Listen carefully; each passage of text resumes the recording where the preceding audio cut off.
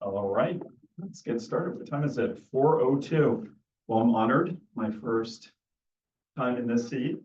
Stan, thanks for everything that you've done for the past year plus. Really appreciate it, your leadership, and hopefully I can continue and build. So excited about that, and I really like the fact that we're being disciplined about rotating once a year. So I think what we're supposed to do first is take attendance. So I'll just go through. Ken? Here. Stan? Yes. John? Here. Donna? Here. Brian? Here. Okay, got 100%. How we doing with any folks, Thomas? Do we have any members of the public? There are no members of the public. Okay. All right, minutes. Hopefully everybody had a chance to review those. Any corrections? I'm here. Okay, do we have a motion to approve? So moved. Anyone to second? All in favor? All opposed? Okay, looks unanimous. Great. All right, well, let's jump right into the next item. This was one that I had put on there. 2025 Fire Commission meeting location. So I know we've talked about this in years past, and I think there might have been some technical reasons why maybe we could not have done it because of the video capabilities. But now I think with Zoom and modern technology, we're ready to roll and can get back to what we did several years ago, where each month would rotate to a different station, and it would be great for us to see the station either before or after, get a tour and just understand, especially when we have so many new stations now. And then also get a chance to meet the on-shift captain and crew. So if there are any who feel opposed to this or who don't feel that this would be a good idea, maybe speak up now. But if everybody is okay with it, I think it would be a great thing for us to do. Any questions, comments, or? Will we include Marin? That's a good question. Thomas or Chief, what do you think about that, Marinwood? Including? Will we include those? I don't see why we couldn't. Yeah, that would be up to this commission, if not technically within our jurisdiction. They have their own fire board up there, Mm-hmm. but of course we can ask, and I'm sure they would be happy to host us. Yes. Did we not have a joint meeting with their? We did. If we visit Back their under Chief station, Gray's. we could do it. Sure. What was that? So where's their board? What does it cover? Just Marinwood? Yes. Yeah. Okay. That was about a year and a half ago? At least. 2 years ago? Yeah, it was under Chief Gray's Oh, leadership, so it was Do you want to do rotating where every month is a different station, or do you want to every other one come back here, or what? How do people feel about that? I'm fine with each month being different, but if there's a desire to maybe do one here, one off, and just kind of rotate that way. administrative question, if I may. Do we not take a month off in summer? we took a break, took a summer break, right? Yeah, I think we probably, if I had to guess, but July would probably be have a break. And then this year, we took a break during the Christmas We also holidays, took a December. which might be replicated again this coming year, this year. So that's 2 months out. So we're down to 10. So yeah, we could do. Okay. Well, for simplicity, I might just suggest that we just go 2, 4, 5, just keep going down, then so that we can keep track of it. Sounds great. It's okay, so So February of 52. February at 52 and March would be at 54 and so on and so forth. If we skip a month, then we'll just keep continuing down. We'll just, each next meeting will be at the next station. Okay. And then maybe a quick tour that some of the folks on staff could do with us maybe after the conclusion of the meeting. That works. Yeah. Yep. Okay. Perfect. All right, look forward to that. Thank you. All right, next item is 2025 Fire Commission goals and guest speakers. So this was one thing that Stan and I were talking a little bit about is thinking about our goals for the year. I know that we haven't really talked about that in previous years in advance of the year. But one of the things that we were thinking could be of interest is potentially to bring in guest speakers during some of the meetings. So each month, if we wanted to, if there was a topic that we felt particularly interested in becoming educated about, we could bring in a guest speaker. And I was thinking, one thing that just came to mind quickly for me was the SAFE teams. And I know we've had discussions about the SAFE teams in the past. And you know, I know what I've read in the news media about SAFE teams, but it would be interesting to maybe get a representative from the organization who could come and just answer the questions. We really enjoyed when we had, I think Rodney was his name, who came in and spoke to us about density Well, and, he was our deployment study consultant. yep. Yeah, and I felt like I learned a lot from that, and that was really helpful in terms of just being able to answer any questions I get from neighbors of the community, and if there were some topics in the future that we felt were especially important for us to just learn a lot about. And probably the two of you don't count quite as much as maybe some of the others of us who haven't had that hands-on experience that you two have had. But maybe one thing that we can do is if anybody has ideas either today or next month, we could talk about what might be some of those topics where we could bring in outside speakers and have conversations around.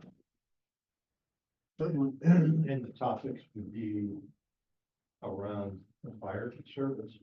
Yeah, yeah. So I was thinking, I mean, the SAFE team issue came to mind just because I know we've had conversations about just the requirements, the growing requirements, especially for medical calls, and how they are increasing, and then that kind of plays in also to the density conversations that we've been having, and then just learning about SAFE teams and their roles in potentially being able to mitigate some of the frequent users of medical services and 911 calls, and then free up and lessen the impact through some of those calls that we're receiving and having to respond A to. few months ago, Commissioner Johnson brought in that speaker who spoke on the insurance industry. Right. Very Yep. interesting. Yeah. Yeah.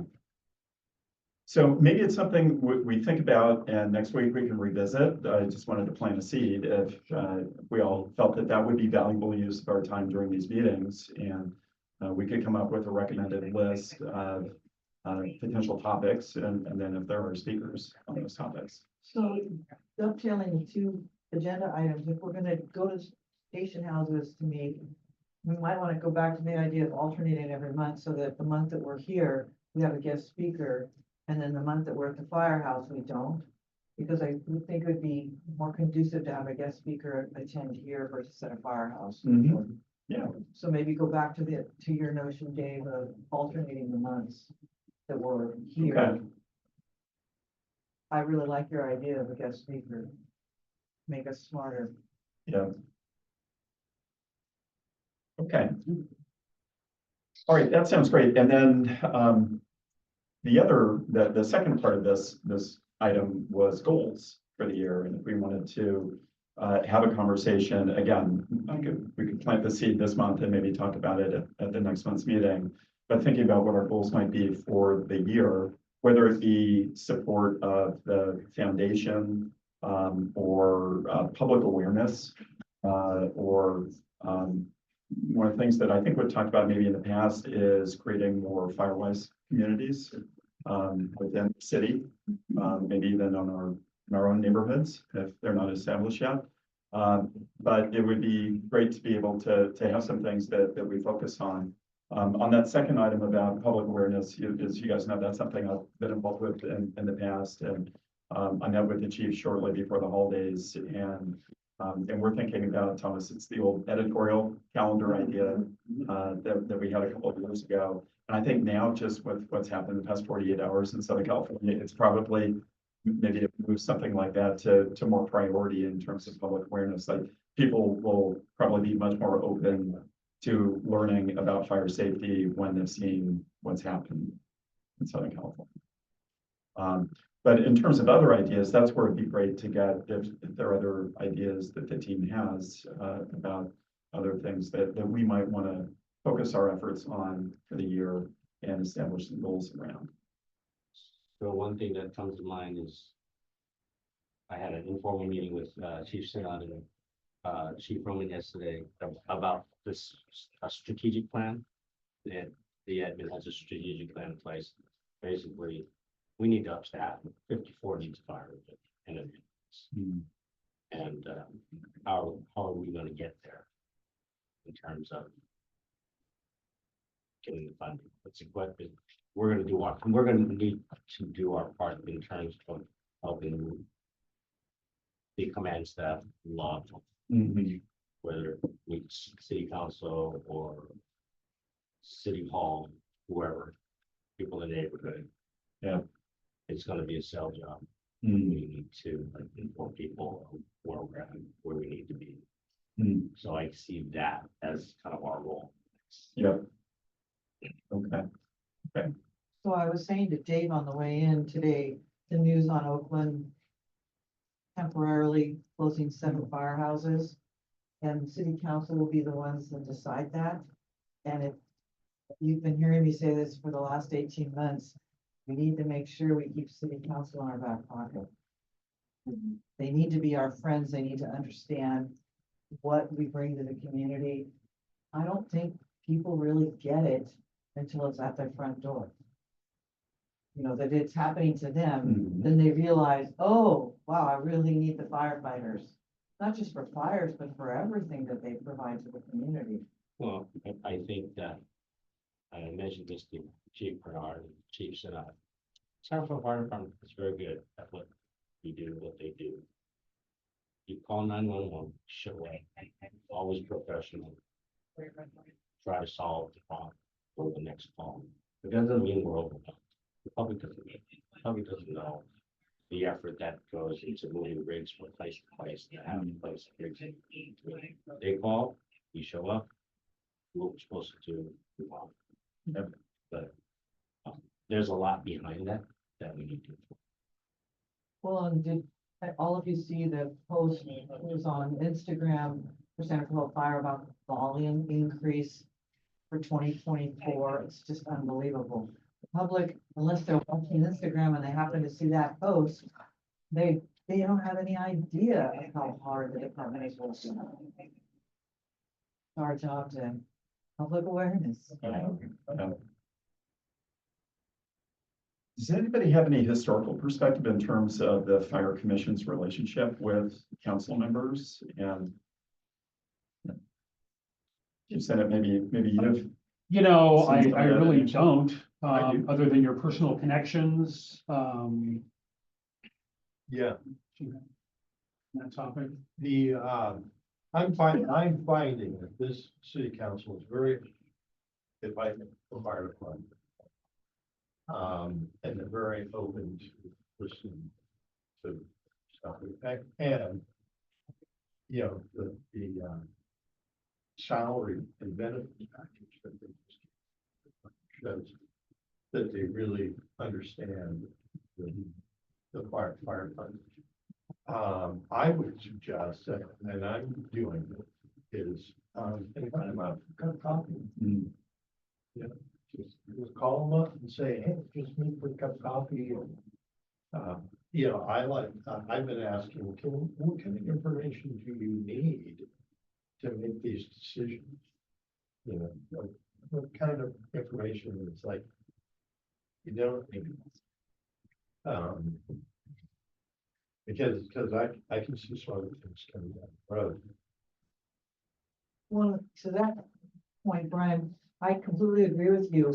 I think we should each have a designated city council person that we work, because I don't want to be asking the same one to coffee that you asked. So it's kind of like we delegated for Mhm. Christmas time gift giving to certain fire stations. I think we should all work our respective city council person, Well, so that we know we're schmoozing like we should be. Rachel Kurtz is, she and I are in the same Rotary, so I've already developed a relationship with her. I'd like to continue, and she's out here that. Yeah, What I do need to bring up though is that Chief Sinat, Chief Roman, there are talking points that are coming up. And I think that we should be briefed on talking points. Okay. Hi, Chief. The chief. Jake? Just talk, we were just discussing about,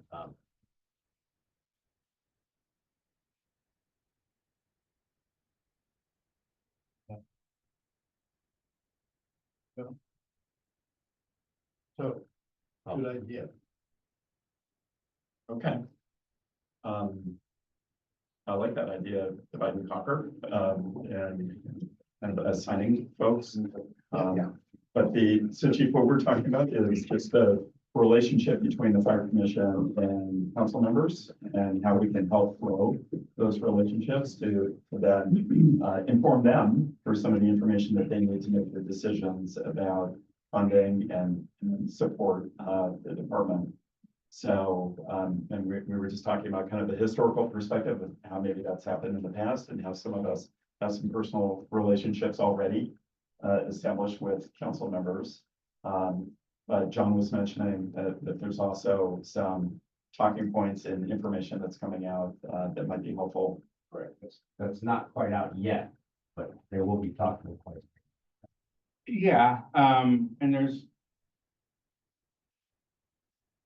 Trying to figure out, there's formality in the process that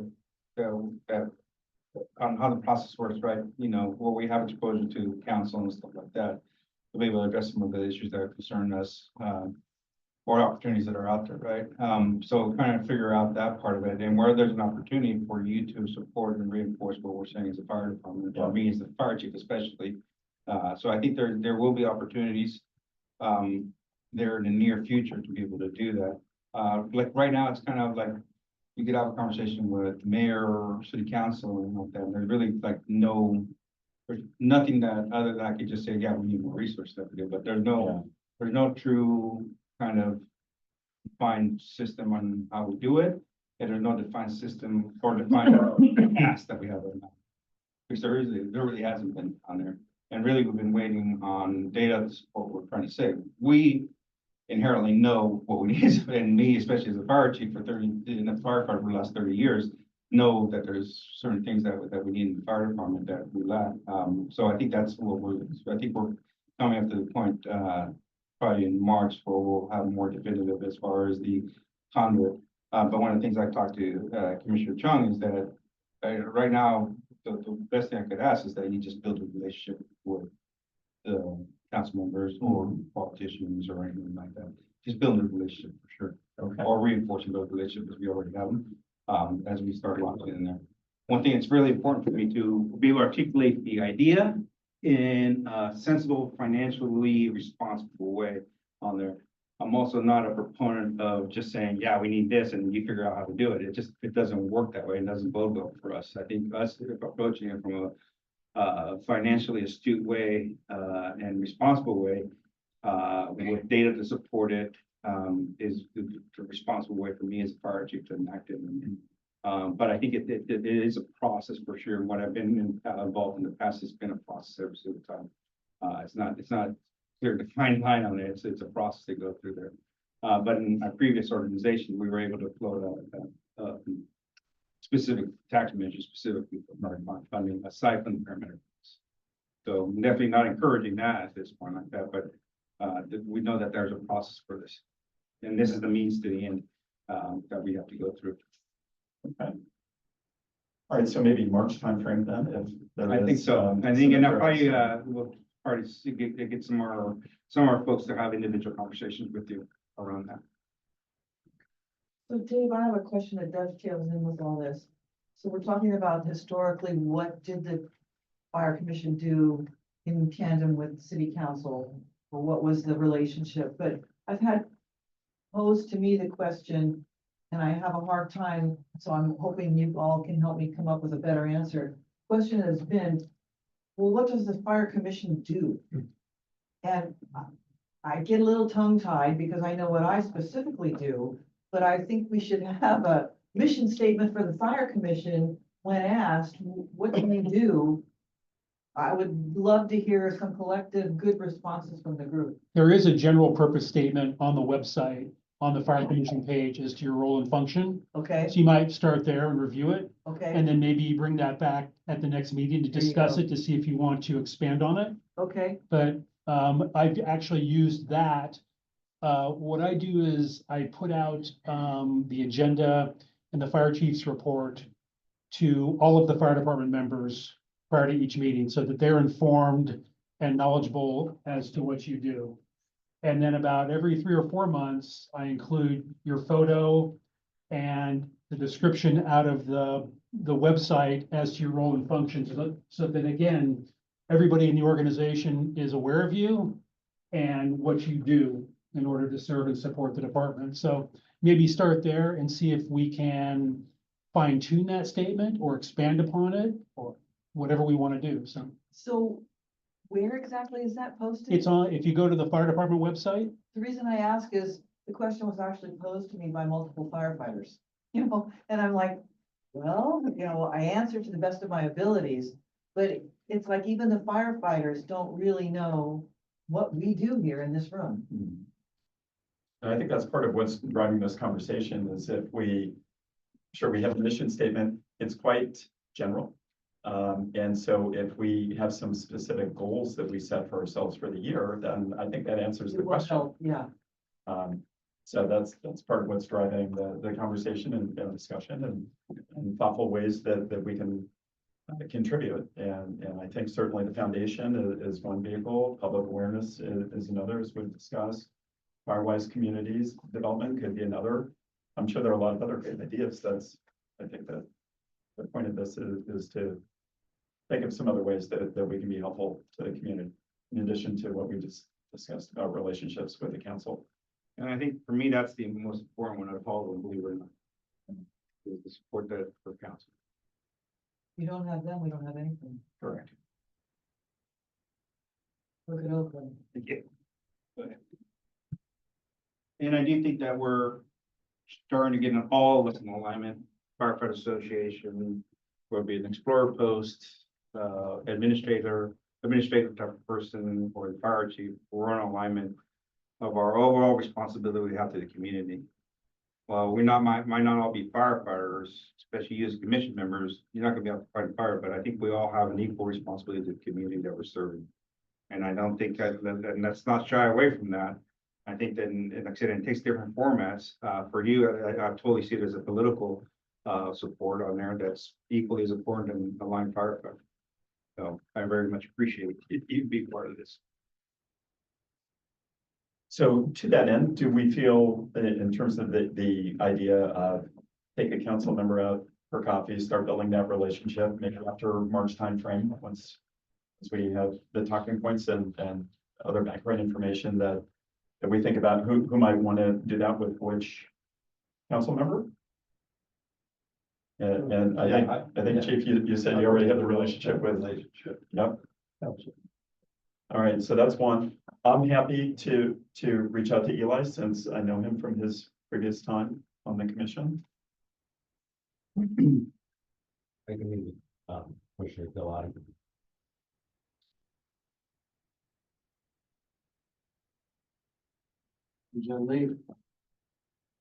I don't know, that, I'm like, I have a relationship with her as well, not through Rotary, but through personal relationship. And I don't know who else to even consider to network with. I don't know the other commissioners, to be quite honest. And then- Mary Beth is no longer serving, is she? yeah, Mary Beth, yeah. Okay, so I'll do Mary Beth. And then you have Mayor Kate. I'll pick her. I think that's it. I think that's it. Yeah. Who's the Mayor Kate? Again. Mayor Kate, standby advisor. Yeah, who You can meet with Mayor Kate? She can go to coffee more than once. Oh, no, I understand. Okay. Great. So we'll think about. Take them out to one. Oh, yeah? Yeah. You can do that. So we'll think about that for in the March timeframe. I think another thing that would be helpful in addition to the talking points they have for that are the goals. That we have if we want to agree, one of the goals will be meeting with them, but if we do think about these other goals around public awareness or Firewise for safe communities, supporting the foundation, if we feel like those are all good goals, then we can add those to the conversation that we have with them. But maybe next month, we can see if people have time to think about it, if there are other goals that you feel are appropriate. Let's add them to the list. Good. All right, any other thoughts on that, or should we move on? All right. Donna, Fire Foundation updates. So the Fire Foundation hasn't met. Our next meeting will be in February. Chief Nolan, possibly you can help me out with this. I know that one of the board members met with Anthony Alviso, and that the fire battalion chief and 2 other firefighters are looking possibly to do a crab feed in the next like 30 days, which I have to say, I'm totally puzzled that that offer came out of left field, and the foundation is by no means prepared to man it, work it. So do you know what the status is there? No, I don't know what the Okay, status so you is. don't either. No, I Okay. know that the township reached out, they just told me about it, that he was rounding up some people to try and manage it. So they would manage it with, obviously, your financial assistance is what I believe he intended to do. But yet, there was just one conversation I had with him. Okay, I haven't had any further. and I haven't either, because I referred it to Jack because I'm not intimate on the mechanisms of pulling off the crab feed to start with. But I believe we, just like everything else, we're trying to garner support for a lot of these things, and I think right now we're at a point in our organization where the motivation is high. And I think we're trying to grab the opportunity to start getting back on board with a lot of these, not only social events, but the extracurricular type of stuff that we kind of fell by the wayside since Okay. COVID. So, that came up. My response was fantastic, but hopefully we can keep them for 2026. That because it's just such short notice to pull it off in the next 30 days. I don't see how they could possibly do it, but what do I know? So the foundation is meeting again in February. As you all are aware, it's down to slim pickings as far as board members, people to make decisions. I'm having a meeting again tonight here, which I copied you all on that, to try and recruit to build a board back up and also develop a litany of volunteers to run different committees within the foundation. It really, really needs to become a lot bigger as far as people power. I can't run it with 2 or 3 people. It's impossible. You can run it by virtue of getting donations on the website, and that's about it. Yeah. So no forward progress, no big wins to report at this time. How did that last meeting go? I think, was it before, or after our fire It was commission right meeting? after the last Yeah, meeting. yeah. Looked like you had a pretty good I had crowd a good and, turnout and no but takers. Wow. A lot of looky-loos. I know that, Brian McLaren is still interested. He is, but not to serve on the board. And until we have a board, how are we gonna make decisions, Oh, right? he doesn't want to be on the board. No. No. So I'm still looking for I able, went 0-3, huh? yeah, I'm still looking for able-bodied, motivated people who are passionate about the fire department. Any more conversations related to the active duty firefighters, including them on there? As far as board? I'm going to be meeting with the whole association. The gentleman that I met recently here is gonna let me know when he offered me to meet with the board, and I said, no, I wanna go when everybody's there. The whole association, the full membership attends. So that's supposed to happen in the near future. So there's 4 people that won't be part of that conversation. And that's our 3 battalion chiefs. Okay, they don't go to the meetings, They're not part of the association. okay, So I think it almost, to do 2 separate meets. Yes, it meet or meet with the Chief Alviso. He seems to be the one that's interested in stuff like that. He's also local, lives in Nevada. Okay, So reach out and meet with him one-on-one. maybe they just a one-on-one conversation, maybe they'll tap on the shoulder, and maybe he's willing to do it. Because I think that would be a great addition, and then maybe one or two of our firefighters that live locally. That gives you two or three of them, and then. To be on the board you're talking about? Yes, Okay, and as long as they know the commitment and stuff like that, but this is also very beneficial for them to be part of the board rather than. If they're part of the board, they're part of the decision-making process Right, also. So I think right, that kind of giving them, hey, you get to be part of the decision-making process, not only your stakeholder, but you're part of the decision-making process. I think it would be kind of neat for them to maybe engage in that. Maybe they're willing to do it. Maybe they just don't understand the commitment, but the commitment, what I see is fairly What is- minimal. it is, it's the events that where you need it. Yes, and I think those folks are willing to step up for the events anyway. So maybe that's an opportunity. I don't know. I haven't talked to them about it or anything like that. Is but- Mike McCarthy the one you're meeting with? Mike McCarthy's been a godsend. He's, Yeah. been trying to pull people from the public community, Yeah, of which two are coming tonight. He's been really beating the bushes trying to get folks. He's the one that filled the room last time. Like I said, but I didn't have any takers. yeah. No, but I think maybe that's an avenue which would be. And any retired Santa Fe firefighters would be a great asset. And he's your And conduit there. McCarthy's the one that kind of is our liaison. to the- Yeah. Yeah. But maybe, and I'm not sure if you have. Yeah, I think that those two, Viso and probably, I think it was probably Captain Berkey that you were talking to. Yes, And he maybe just having one-on-one conversations with them okay. rather than the whole membership. Because a lot I'll of, do membership as well. I don't mind. yeah, and then they probably will take a couple of both of them, but I think, a focused conversation, a poignant conversation to their board members, expressing how important it is, or potentially we're gonna lose this. I think that they maybe, will be more understanding that we need to be active, or they need to be active participants of it also. That's also a good opportunity for you to, since you're meeting with the entire association, to discuss not only your dual role, but explain the role and function of both Fire Commission and the Fire Foundation, what they do, the differences between them, their missions. So that'll be a great opportunity for you to basically inform the association, since they obviously aren't reading my emails, as to what the commission and the foundation both do. The bad news is in the year 2025, you have to tell people at least 7 times before they hear you. I guess I better go to 7 People- association meetings, People huh? scroll through email and written material, they're looking for what they want to find, but if you have the chance to present to the group, that should be very worthwhile. It could be highly valuable. Thank you. Okay, anything else from the fire commission? I did spend a little bit of time looking at the website with my rudimentary skills at web design, which did a little bit, got us part of the way there, but not too far. So I just made, as I mentioned in the note to you and Jack, just a lot of updates Thank you. and moved a few things around, contact information, stuff like that. Thank So you. yeah, happy to do that.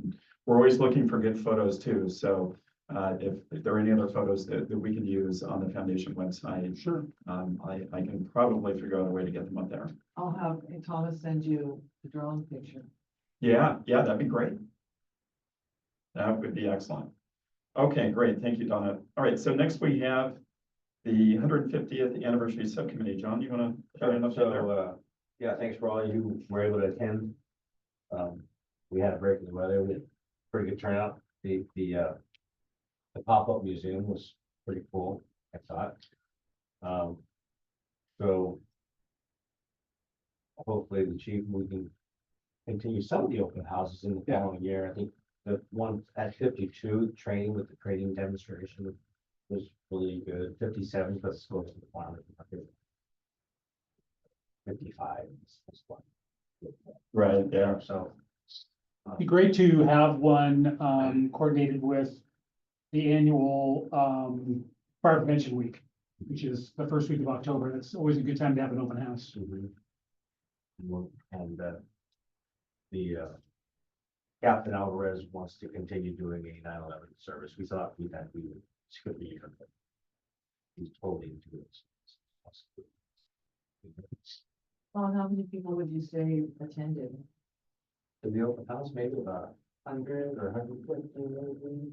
It's a good turnout. I think maybe a little bit more if you look at it, because there's like families of 5 or 6 people. So it was well received. Yeah, Yeah. yeah, I think, Kind Yeah. of split yes. tenants. Yeah, If you came up by the bay and got stuck by the trucks, not Yeah. stuck, but hung around there, that was one event. yeah. And not everybody there came up into the museum part. Up here, not everybody got down there. So I think you're right, it's probably larger than we thought. Yeah. Yeah. Did they go through the upstairs like you were thinking they would? Oh, yeah. Yeah. Got to see it all. Yeah. And the 51 crew had signs about, you know, what goes on. You know, we always have lounge chairs, but because we're here for 24 hours. It was good sign. Oh, yes. Good PR all around. Yeah, great event. Congratulations. Really well done. And yeah, that'd be great if we could do more at the other stations this year. We could use the voters. We like to have the votes. Nice. So I'm saying. Maybe that becomes another goal. It's all part of public awareness. Well, we had 5, right? 5 open houses. Yes. It's very impressive. So what stations have we not done the open houses? We did. All none. Okay, great. Any other update there? All right, let's get into commissioner reports. So I will do mine last, but Ken, you're the new vice chair, so why don't you go first? Okay, all right. I guess everybody wants to talk about what's in the news, as we were when the meeting started. And I would say if there's one thing to take away from this, the reinsurance market in the world has really seemed like a threshold of $100 billion. Based upon what we saw with the hurricanes coming out of Florida, $100 billion in losses will trigger an effect on pricing. Neither one of those hurricanes hit that threshold. So as a result, my January 1 renewals, and Gallagher's January 1 renewals saw a softening in the property marketplace. Prices slid. And but this thing will put us right back into the world of there's Florida and there's California. Both of those locations are unacceptable locations for homeowners policies, right? And it will, but I have no doubt. I mean, I had one loss at St. Matthew's school. It's a Catholic school down there. That was a complete loss. I'm at the day camp there. Yeah. Oh, you did? Yeah, no. Oh. Sorry about that. And so you know exactly where it is. Yep. Right. And so this thing will trigger $100 billion. And so it will have an impact on the marketplace, but again, it will come back to California and Florida. The commercial marketplace will respond, but not to the effect of homeowners insurance. Well, that's why I'm looking forward to engaging with this initiative on Firewise. I've implemented Firewise in communities before, and I think it's just really important here. Chief Senator and I were talking about people's reluctance, harden the landscape around their houses, and even minimal work might save your property, right? So that's my report. Dave. Great, thank you. Yeah, it's interesting to see, some of the scenes in the last 48 hours, just one home gets burned into the ground. All you can see is the chimney left. The next home right next to it is totally fine. And I think one of them, they actually said there was a number that got caught in the eaves. And the house that survived probably had the eave protection. So, yeah. What's the E protection? Gutter guards, prevent leaves from accumulating in your gutters. And I think even in some homes where you have the eave that comes over, you've got the side of the house there, it can trap embers in there. So they want something that comes directly across. So it's That's exactly right. Yeah, That and the screens. yeah, and then the gutter guards. Yeah. Yeah, well, the screens on the vents on the house. Oh, right, yeah. Like they have big smile. Yeah. So that the embers don't get into the house? Right, yeah. Yeah, these guys don't have heart. Okay, all right, thanks, Ken. Stan? Nothing to report but a reaction, and that the videos coming out of Southern California, one in particular, we talked about earlier, the LA Fire Department bulldozer opening the road. so to speak. Have you seen it where it just pushes the cars totally out of the way? That should be used in a positive way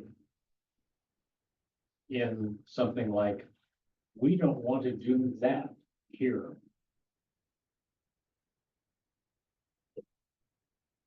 Some dramatic video. Not sure what part of what department tries to get rights to the video. Or if it's public domain, or who knows?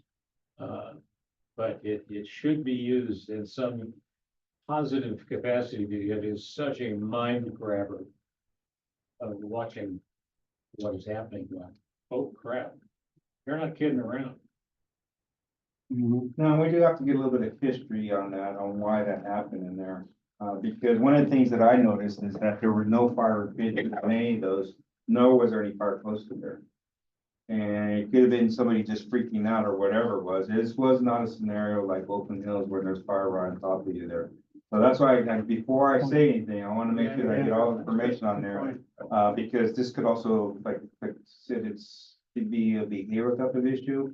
Somebody just freaked out, parked one car, and then all hell broke loose out of that. Yeah. But it really did cause a huge issue of delay in getting the fire apparatus up to the top of the Palisades there to start taking some kind of action. But it is interesting on that. And just to let you know, we sent an engine company this morning. We're working on a second request for another engine company that they've requested to send, so we're trying to work on that also. That's why Paul had to get out of it. Try to round up some additional troops to head down south to get someone. All right, thanks, Dan. John? Yeah, you're gonna see in the news about water supply. Water supply is a big deal. That's our limitation. My one comment is that most water supply is gravity fed. Or they have pumps, or a combination of the two. Chief Waterbury was telling me that we are gravity, but you have to pump water up at some point. And that's what the weak link is losing power. Santa Rosa was like that, Oakland was like that. But anyways, just keep that in mind. That's what our infrastructure is here at Central Valley. Every department, every city's a little bit different. I think on my personal stake in all this, it's horrible going to this part, because our job is to protect a home or a single business or a couple of businesses, and when you roll up and everything's burned down and there's nothing you can do, it's very emotional. Chief, you know that feeling. It's like one house is bad enough, you see hundreds of acres. They're short resources, but hats off to everybody who's down there trying to do the work. So John, are you saying that gravity is at play, you have to pump the water uphill, which of course we have many hills here in the county. If the power is out due to the fire, you can't pump the water, is that what you're saying? There's usually a backup system, there's usually backup generators, That's what I was but figuring. they've had catastrophic failures in major. And there's no guarantee there's a generator every single one either. So, that's one of the things we'll probably work on in the future to encourage on red flag warning day, is that we would have a conversation with the water department. And they might already do it, but that they fill the tanks. So usually what was happening during the daytime, there was the use and the gravity fed type of, at nighttime when there's low usage, that's when they're filling the tanks up. So for us, it's gonna be like, they need to keep on filling it until we don't need it anymore. But they are having those issues right now actively. Both at the Palisades Fire and the other one last night, I kept hearing that they need additional water tenders. And at one point, one of the townships came on board, goes, it's just 10 city water tenders. Now, they don't have to be fire department, they just need water tenders. They requested 20 of them from LA City to help fight the fire because they were running out of pressure, which probably were running out of water. And all fire engines have the ability to draft water from the tank. You can take water from any water source. That's what they're built for. That's an option. Salt. Salt water, bay water, whatever. Yeah, it is. It's not ideal, but it's still water. You have to move it, just flush everything redone. But you have to take the time to go get it. You put a fire engine right next to the water source and put charge trucks in there, big straw. You know what I'm saying? If you're fighting in the hills and you've got to go to the bay to get Oh, so water. what you're doing is you're shuttling, well, Yeah. you have a fire engine there, and that's your hydrant source. Because the engines will come and that's where they fill up, Or your water tender. and then you fill up the water tubes, but that is the source. And we are scarce on water tenders, but there's only 3 in the county. There's not a whole lot of that. You can't run MMWD. MMWD is our water source, and is the fire water source fund separate from domestic No. water? No, Okay. And MMWD over the past 20 years has done a remarkable job of upgrading their water supply infrastructure to meet our needs. Up until the late 1980s, Yeah. the water district's platform was, we supply water for domestic purposes. Fire departments, hopefully it works for you too. And we're just like, what? Well, they completely changed their approach with the help of the Fire Chiefs Association early 1990s and passed a fire flow tax that is still in place today, that is basically significantly increased the infrastructure of the water supply system, both major pipelines running down major corridors and also up in the hillside areas. There used to be areas in Larkspur where I worked where the hydrants, you would open a hydrant and nothing would come out of it. It would just trickle, nothing. And that has completely changed now. So many of the hillside areas that really did not have the pipeline infrastructure to support hydrants to help us to fight fires, that's all completely been changed out. And they're still today, still increasing, improving the infrastructure. In San Rafael, they've had several projects over the past couple of years. They continue to have projects. So they've done a remarkable job of completely changing their philosophy and improving their system. Is it also an issue, a pressure issue, if the residents turn on their sprinklers and then evacuate? Because it sounded like that might have Yeah, happened. any draw on the system is going to, take away what we it's could also use. saying that your water pressure for firefighting decreases 5 to 10 PSI, right? When everybody's taking a shower, Hmm. like between 6 and 8, and again, No, at really. dinner time between, 5 and 7. Before. Yeah, But we have a very impressive water system. The MMWD system is very impressive. Yeah. Works very well. That's We have tremendous volume and pressure under normal circumstances. Of course, under something like what's happening down south, All bets are off. There's not. All bets are off. Well, the Oakland Hills fire happened to me in my strength. The engineer went to open up the fire hydrant, They opened up the valve to fill the water tank and it went the opposite way. Yes. And it was simply because we were using so much water on that fire that little electric pump. What was the cause of that fire, Brian? Fire department. Yeah, wildland fire, the vegetation fire the night before. And it kept on, wasn't. is it controlled burn? No, but it was like heavy winds. Yeah. It got away from there, we're sitting on it. That was- Yeah, definitely some strong for public awareness, that we're learning just in the last 2 days, or areas that citizens need to be educated, things like don't turn on your sprinklers, don't leave your car in the middle of the road. If you have to evacuate, leave your keys in the car, I think was another thing too. So might be a good opportune time to reinforce some of those messages through social media channels. One of the things with the water supply, we don't have a secondary system here. So there is no alternative. We don't have cisterns, we don't have anything like that. San City- Francisco has it, yeah. City Center, San Francisco has cisterns, they have a above ground water delivery system, they have all that kind of stuff. The fireboat's part of it. Fireboat's part of it. City of Berkeley has a above ground water system also. They have 5 miles of 12-inch line and 6,000 gallon per minute pumpers that they tailor on a hook arm. So and they carry 5 miles of 12-inch line on there, just for a disaster like that. So, I do want in the future kind of prep us a little bit more than we are for that, Yeah, either with a water tender or some kind of above ground water delivery type of system, but we are talking above ground water delivery system in millions of dollars, where the water tender, we're talking probably $350,000-$400,000. what exactly is a water tender? Water truck. The basically. tanker. Tanker truck. So an earthquake, a fire following an earthquake is the big problem there. Correct. Correct. If I had my way and had a water tender assigned to, just say I had two water tenders, automatically, I don't care who drives it, it could be a city public works or anything like that. And if I could say that automatically one goes to the valley in Sarah Linda, the other one comes downtown.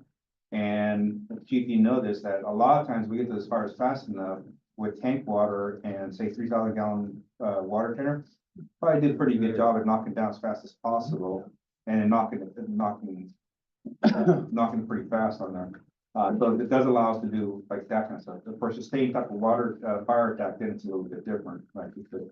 But it does, like I said, if we could knock it down as fast as possible, knock some of those fires down as fast as possible, we're in a far better place than Does our DPW in San Rafael have tankers? they do. However, they were not designed correctly, and therefore the water capacity is less than what the actual size of the tanker is.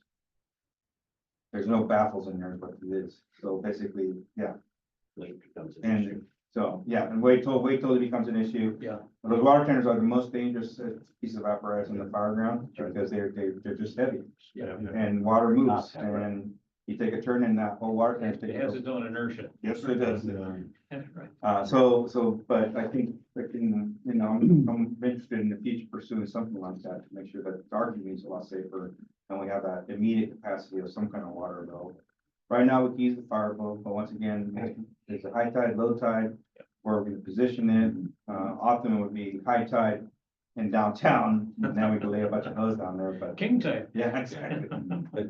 Just, a little education here, so, when a San Rafael fire engine arrives down in Southern California, like tonight, it's 500 gallons. That's how much we carry, we keep 100 for ourselves, so you can deploy 400, but you keep 100 for yourself, you don't hook up to a hydrant, because you have to be mobile.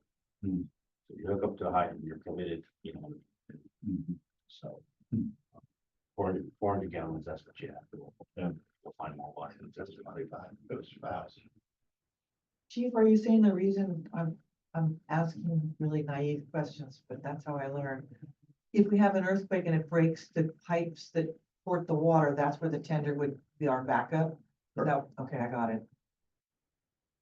Those are not. Making dumb sure I got it questions. right. Those are not dumb questions, those are not dumb questions at all. 1,500 gallons. Not a lot. But it's something instead of nothing. This is, take a shower. Oh.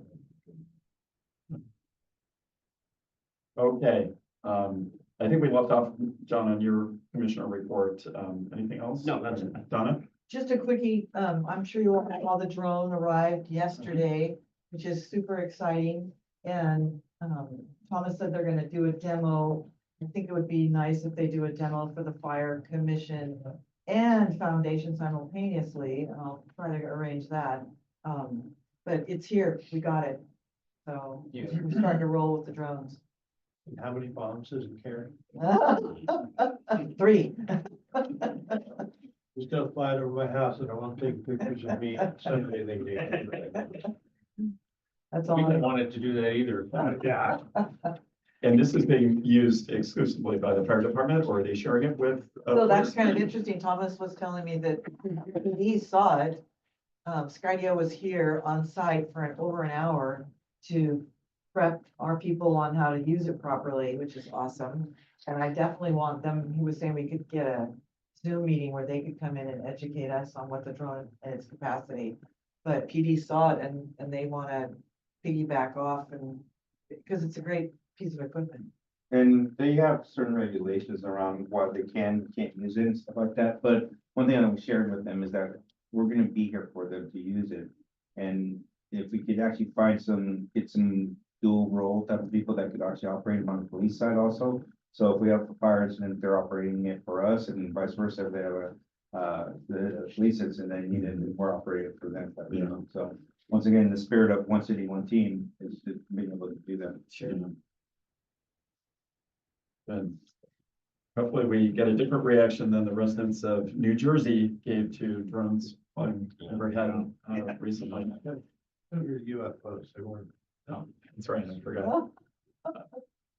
Chief Waterbury, anything that you would add? Comments? No. I've got some ideas. Thrown some ideas around with the fire chief. How we can get some non-sworn help.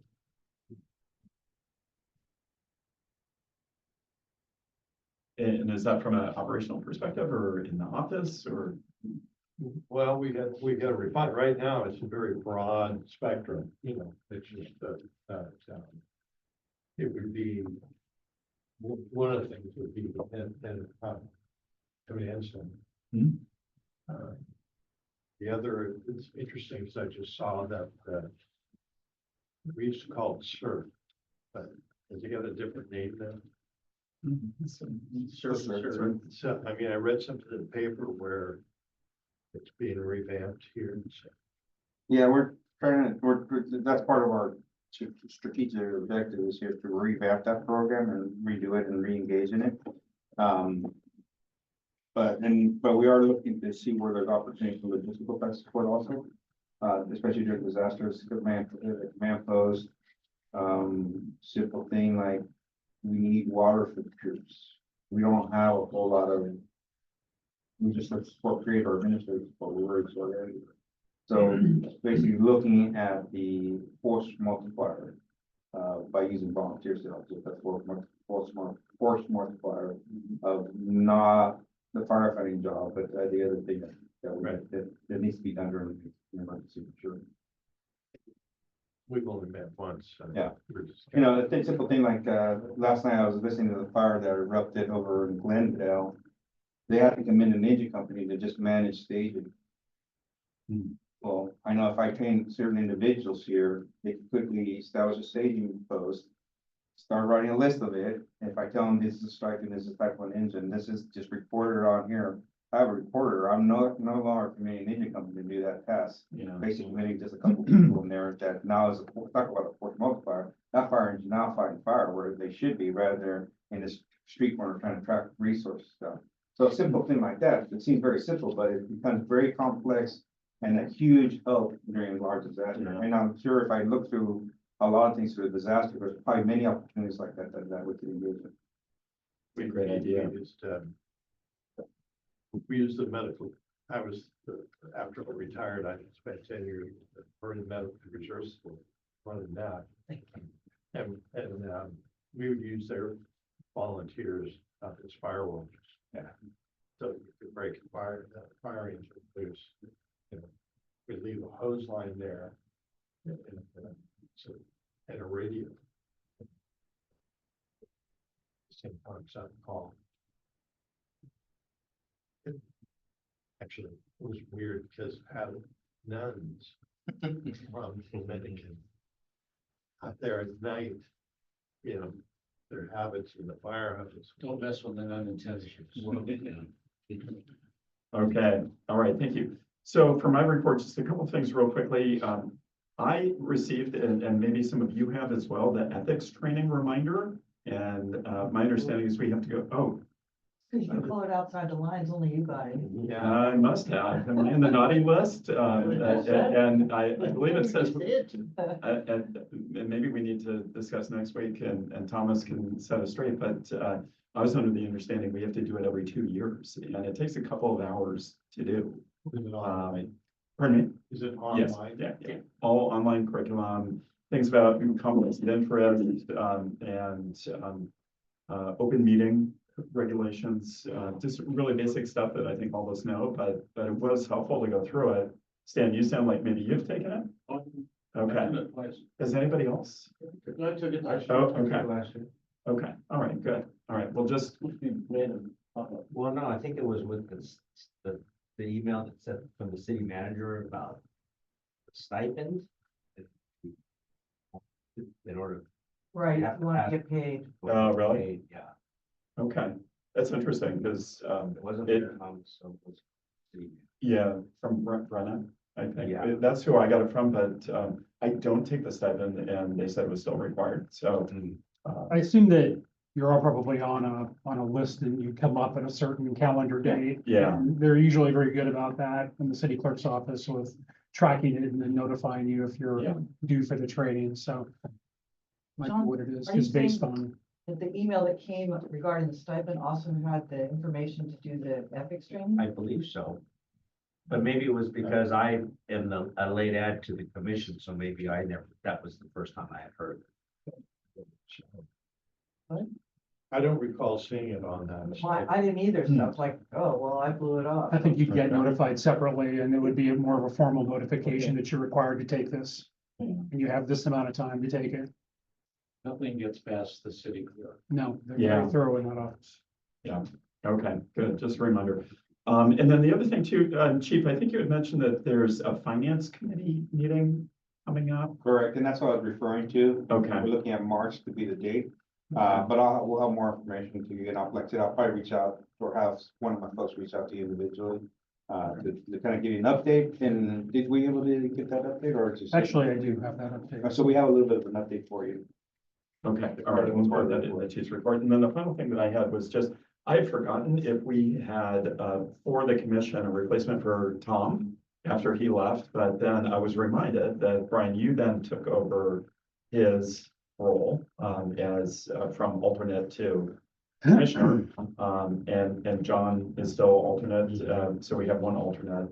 And remember, that actually works out well, because then you can serve longer. You won't be turned out, quite as, early, but, that was one thing that I just wanted to make sure that everybody, if they had forgotten about that, like I had, here's the reminder. So. That's it. That's everything I have. Chief's report. Okay, great. I had sent out the chief's report in the packet, so hopefully you all got that, had an opportunity to review it. Nothing terribly critical. The first page has just a brief photo gallery of our great 150th celebration open house at the PSC that was held on December 15th. It was just a great event, very well attended, very well organized, just a lot of great things for everybody to see. So I think we hit it out of the park with that. So just want to thank all the commissioners for that. There's a brief operations update with nothing terribly earth shattering, just some call updates, some staffing updates. There's response data that was compiled by Thomas Wong, 2 months worth, November and December. Brief training division update from Captain Goodwin. Kind of an interesting item on page 3 at the top was a summary of the tsunami warning that took place on December 5th at around 11 a.m. Probably everybody in this room got a text alert as to an immediate threat of a tsunami based on the earthquake that occurred in Northern California. And what was really impressive was that our emergency management staff, under the direction of Quinn Gardner, they were all in office. They all sprang to action along with the chief and the battalion chief, who was Kyle Hamilton at the time. They did a soft warm up of the EOC upstairs and just did a great job of just doing some quick planning, resource repositioning, making sure that city assets were out of a threat zone, preparing further updates for the public, messaging. And unfortunately, within about an hour, the alert was canceled and the tsunami never materialized, but it was a great exercise for our staff. And I was really impressed with how quickly everybody came together and really got on top of it here for the city of San Rafael. So a great exercise and just they just did a remarkable job along with the chief. So very well done there. There's a CERT update. We were talking about CERT earlier. There's a CERT update by Nate Davidson, who works in the emergency management office, and kind of a neat, he did kind of an update on page 4 at the top there. Some brief defensible space division and fire prevention updates for you. And then I'll just hand out this to you, if you just take one and pass it around. Chief, you already have Yes, one. As we mentioned, the chief mentioned a few minutes ago, the staffing and deployment study is in the final stages of completion. Chief Waterbury, a few days ago, put in a request that we provide an update to you on where we're at with that, and that's this document right here. That's basically in its final stages. We're right now, the command staff is reviewing the final draft of this document. But what I gave you here, does everybody have one of these? Okay, so in order to just give you as much information as succinctly as possible, I prepared this document for you, which gives you the background of why we embarked on this study in the first place. A time frame of when it started and where we're at with it. On page 2 on the back page, it gives you the key elements of the study, basically what's going to be included. And then a current status. And where we're at right now is, like I said, we're reviewing the final draft this week. The consultant is scheduled to make a presentation to the City Council Finance Committee, which the chief had just mentioned a few minutes ago. That's going to be on March 10th at 1 o'clock. And this is a public meeting, so you can all attend. It's going to be in the city council chambers, I believe. Is that where they hold those meetings? Or do they hold them upstairs in the large Actually, the conference only time room? I've seen them, they usually, there's not a whole lot of public input, so they usually do it in the city manager's little office there, Oh, okay, or conference room there. all right. But we'll let you We'll know. confirm that. Are you saying you want us there?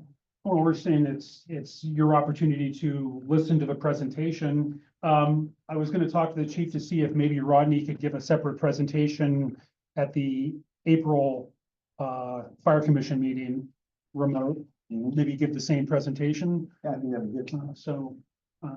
But at any rate, this gives you kind of all the details of why the report was commissioned, where we're at with it, and you know, what we plan to do going forward. And that's to use this document along with the EMS study to plan for basically future fire operational and EMS staffing and resource allocation. Another important topic for our conversations with council members. So if you have any questions about this document, just let me know. And so Rodney, who is the gentleman who presented to us Yes. last year, and so he'll be presenting to the finance Correct. committee? So in the paper, I saw where they're proposing to put 12-story building or. Kitty corner for us here. Right, I mean, I hope they're including the fire department this time. Are they? In the planning process? Well, they always request comments on any project of any significance. They request fire department comments.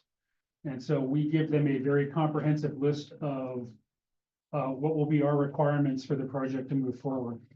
Most of that is built-in fire protection, fire department access, ladder truck access, things like that. It's not for additional staffing or anything like that. Is there somebody, a representative from the fire department that sits in on those meetings that they're having? They're not meetings per se, what they are. I mean, they go to public hearings. In the planning commission meetings? Yes, planning commission and city council. But no fire executive sits in on the planning commission meetings No. when you're talking No, about. I mean, the one exception to that was Northgate Town Square, where we did attend the council meeting. And the chief made a presentation there. But with that being said, we're also part of that process as the planning commission, we actually kind of avoid that. Because we don't want to say something against it because it's not very appropriate for us to be attending that. It's totally separate from us. If they have questions, they'll ask questions before we start the meeting, they start the meeting, or after questions. But it really is not appropriate for us to be part of that conversation piece, is what our chief and I's Yeah. feeling is on it. I think it's very appropriate for us to be at council for those type of stuff, because the planning commission is totally different. With that being said, we are part of the conversation piece that happens with Mike Nesty, which Mike is the Director of Economic Development, correct? Am I- And develop, yeah. Yeah, so we do have those conversations, and He is very, very aware of the concerns that we have with the construction, very aware, along with, his staff. As a matter of fact, one of the conversations that we had at, I think it was a mid-managers meetings from his staff, one of the concerns that they had is around public safety and all this new development, stuff like that. Yes. And maybe I didn't understand it. I thought we got left out when they were planning Northgate. We did. To a certain Well, extent, to a certain extent, on funding, we were looking for a funding source in order to potentially offset the increase in call volume and the impact that Northgate Town Square could potentially have. The feedback we got was, show us the data that this individual project is going to impact your agency. And so that was why we did this. Right. If you remember, and that's explained in this document that I handed out as well. We had the consultant drill down and actually specifically reviewed this particular project and the potential ramifications that it individually could have on the agency. And it turns out that individually, this project will not have significant ramifications that would necessitate the increase of staffing or fire equipment or ambulances. However, We didn't pay him enough to do the study. mhm.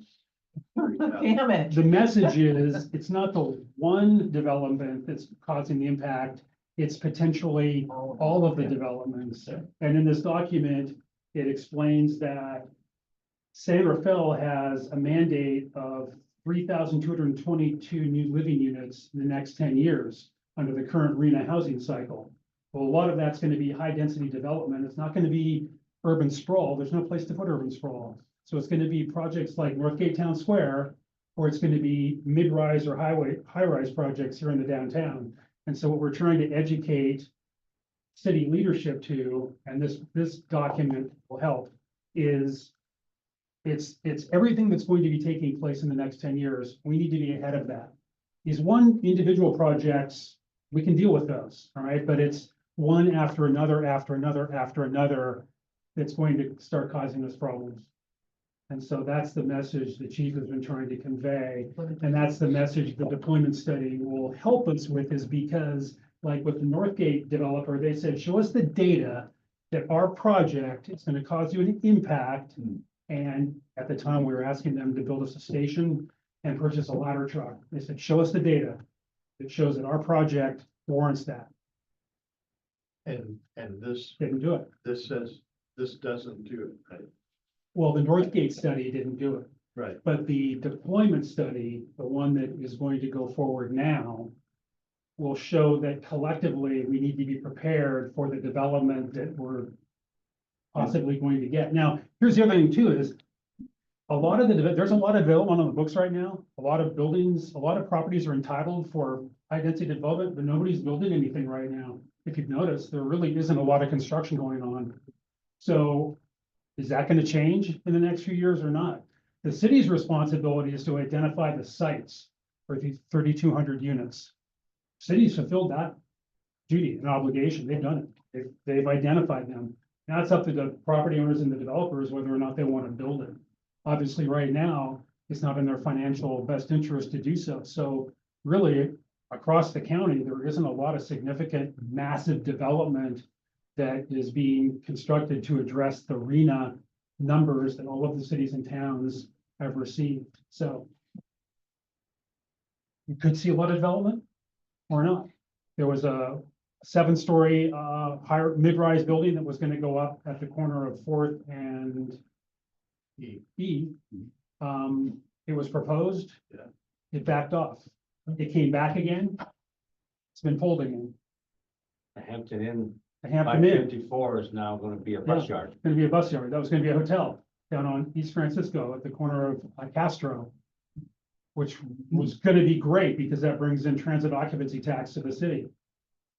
It got pulled. So you just, I'm probably more shocked than anybody. I've been telling the chief, we have to be ready for this. We're gonna see massive development, especially since all of the speed bumps that cities and the county had to slow down development, they all got pulled, which basically it opened it up. It opened up the floodgates for developers if they want to build. Right now, they don't seem to want to. So What are the reasons why they don't want to build now? I've heard it's cost of construction. I've heard that housing doesn't pencil out.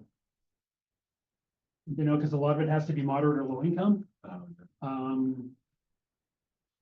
Financing, Insurance. so.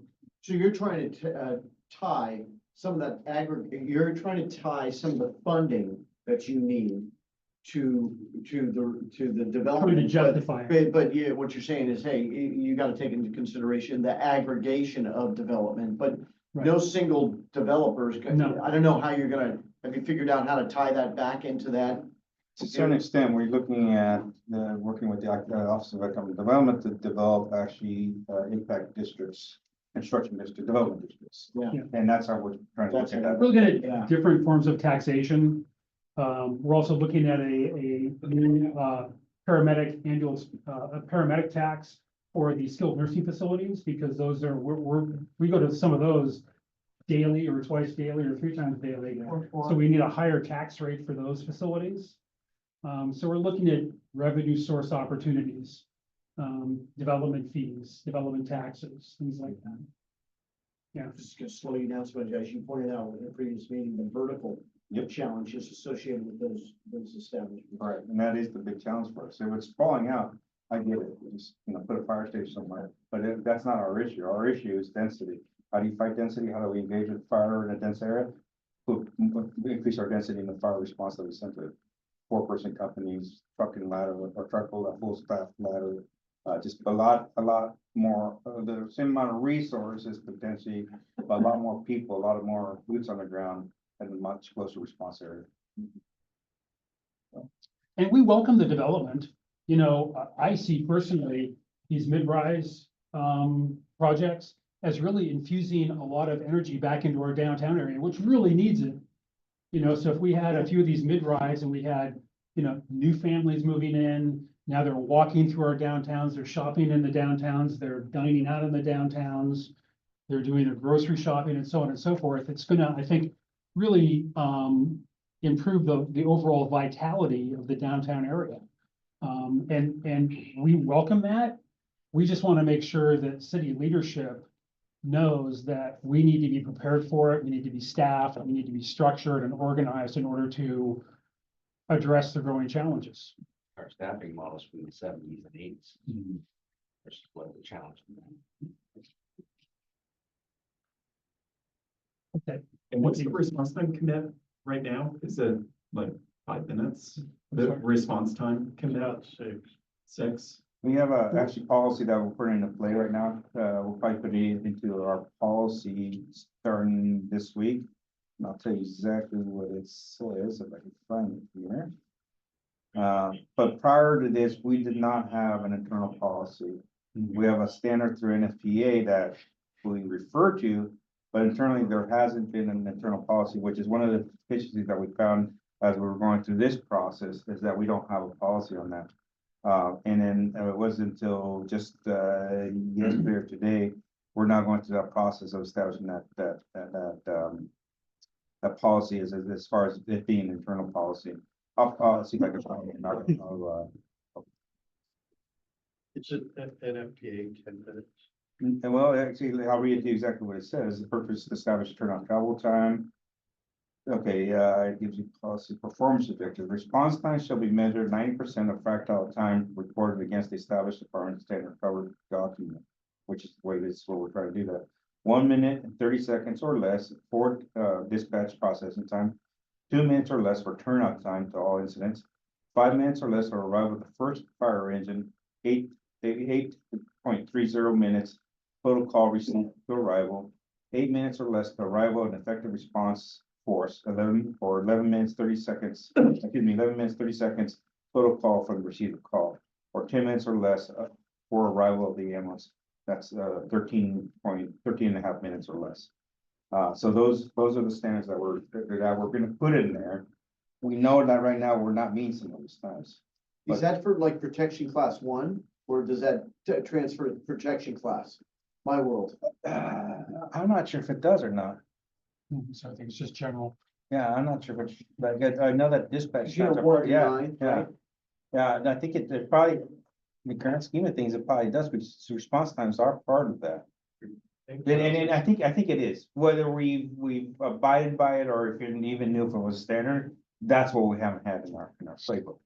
I mean, all those, when we release those times to, ISO for our rating, Yeah, we give all those times for sure, and you're a protection class 1. correct, Right now. yes.